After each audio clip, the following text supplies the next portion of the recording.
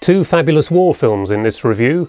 The first is the 4K of the 2019 World War I drama 1917, and the second is the Blu-ray of the 1993 epic Gettysburg, probably the best recreation of the American Civil War ever committed to film.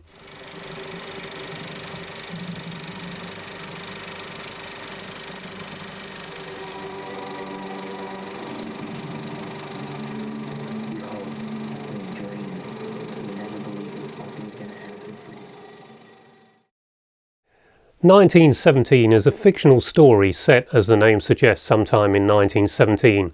It appears to be spring, early summer, judging by the lack of devastation to the landscape, the green grass, the wild flowers everywhere. It seems to be pretty colourful compared to what we're used to seeing when it comes to World War I. Anyway, two Lance that the Germans have vacated their trenches. Apparently it's all a trap, and one of the Lance corporals by the name of Blake, his brother is one of the lieutenants in that troop, and he wants to get there to stop that attack, at least to save his brother's life as well as the other 1,600 men. Sam Mendes was the respected director of this film. He's probably best known for his work on the James Bond film Skyfall, but also American Beauty. Anyway, his name preceded this film, and ARRI were encouraged to get their new Alexa Mini LF camera ready for them ahead of the game so that they could use it especially for this release. And it was really the use of this camera that gave it that unique look, that made it look like it was done in just one or two takes. Now that wasn't the case, but it was very cleverly thought out, and the cuts between the takes, very often it's going into the black, but quite often there are actually cuts between trees and that, and they made it line up so they could match the two shots and they could then cut. But some of these takes were around 6 minutes in duration, so I would imagine there are a lot of unexpected things happened in there and a lot of mistakes, but it all came together so well it really does look flawless. It's probably thanks to that new ARRI camera that the resultant image quality is top notch, although it may look a little unrealistic at times on your system.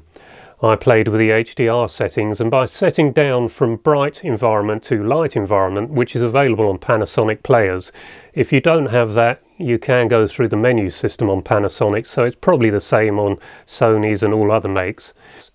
Some of the shots of that devastated French town, that really did look like World War I to me, and in my opinion, they were the best scenes in the whole picture.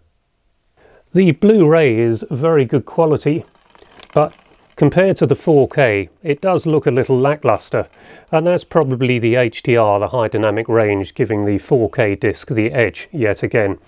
Now, it doesn't have that distinctive film look, but possibly that wasn't possible given that this was designed to be shot to look like it was one single shot or two or three shots, something like that. And it is that ARRI video camera that largely made this possible. Because it's so small, they were able to hand it off from a Steadicam onto a gimbal, onto a truck, while still shooting, and it all plays out perfectly. It's quite an amazing mastery of the filmmaking art, which the extra features, which are all available on the 4K disc in 4K, those extra features suggest this is all due to Mr. Mendes' ideas and determination. He certainly did achieve something unique. The aspect ratio is 2.39 to 1, the sound is Dolby Atmos.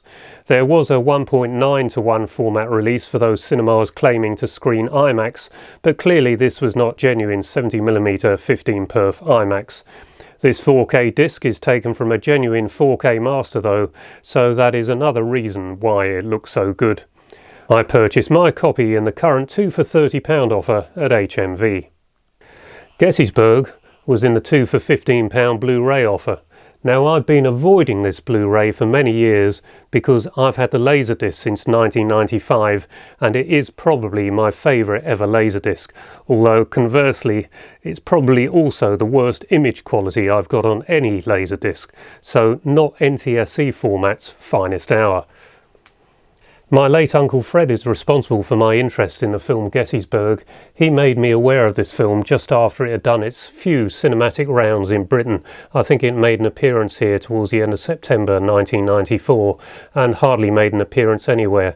However, annoyingly, they had a 70mm blow-up of it at the MGM on Shaftesbury Avenue, which at the time was just a 10-minute walk from where I lived, and annoyingly now I failed to get down there to see it. Uncle Fred became known to me as Uncle Fredericksburg, and for those of us that know their American Civil War history, they'll get an idea of why that was. Anyway, he used to say to me that he would really like to get across the Atlantic to see the battlefield at Gettysburg, but sadly he never made it.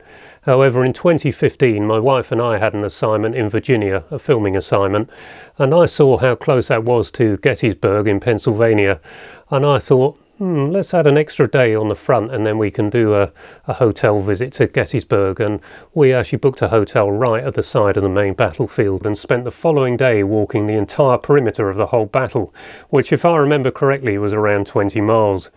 It has been preserved so well that I would recommend a trip to anyone, because it is like travelling back in time to 1863. Before returning home after our filming trip was complete, we called in at the site of the Battle of Fredericksburg, which somehow seemed appropriate.